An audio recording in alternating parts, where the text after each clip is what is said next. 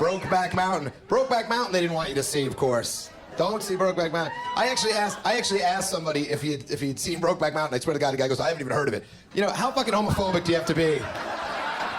Like, no, I haven't even heard of it. I don't even know.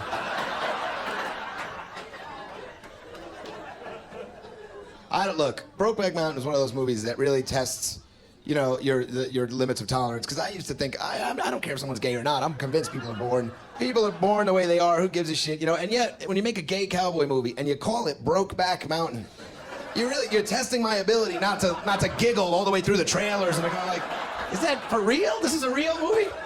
Brokeback Mountain? Could that sound any gayer? Holy shit. Didn't those guys think about that when they were putting the movie out? Nobody said, you really think we want to call it Brokeback Mountain? Could it be any? How about Nutsack Ridge? That might be another way we can go with it, you know? Veiny Shaft Hollow. That's got a nice ring to it. How about Mangoo Gulch? Too much, too on the nose?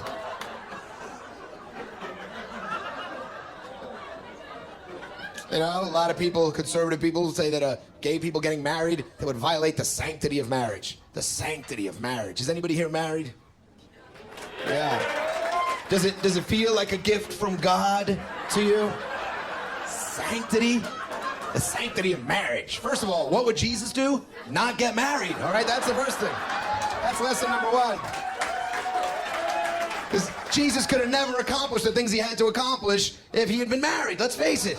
How long are you gonna be up there? You know what I mean? Not only do I think gay people should be allowed to get married, I think they should have to get married because I'm a little tired of their happy-go-lucky lifestyles. They should have to suffer just like everybody else. I'm tired of walking by these sidewalk cafes. You see these dudes sitting there all tan and fit, you know. Some of these guys are 60 years old. They still look great because they don't have someone at home sucking the will to live right out of them. And look, if you had to be married, being married to a guy would be great. Could you imagine saying something and having the words you said interpreted exactly the way that you intended your words to be interpreted? Wouldn't that be a nice change of pace? Remember what you said 10 years ago when we were driving in the car on the way to my mother's house? No. Oh, me neither, I'm a dude. Shit, never mind. I was about to make up some horseshit story, but then I realized we're both dudes, so why torture each other with bullshit? We could just drive along in peace and have a good day, you know? Being married to a guy would be great. Other than the taking in the ass part, which that would suck. That would suck. But it's a trade-off I might be willing to make, seriously. Seriously, I can't tell you how many times I've thought to myself, I would take a giant cock in the ass if you would just shut the fuck up for 1 second.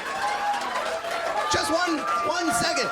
I would take a giant veiny cock for you to just shut your fucking trap just long enough for me to fucking feel like I don't want to kill myself. I would take a hot load right in the eye if you would just stop ruining my fucking life. Now, you know, I think maybe it's because I'm a romantic, you know what I mean? And I don't think you should tell people who they should find attractive. You look at soulmates, right? Soulmates. I didn't used to believe in soulmates at all until I saw Siegfried and Roy, all right? You have a gay lion tamer who hooked up with another gay lion tamer. What are the odds of that happening? Talk about holding out for Mr. Right. That seems like a pretty beautiful story. People say they can't find someone who shares their interests. Siegfried found another gay lion tamer. Hang in there.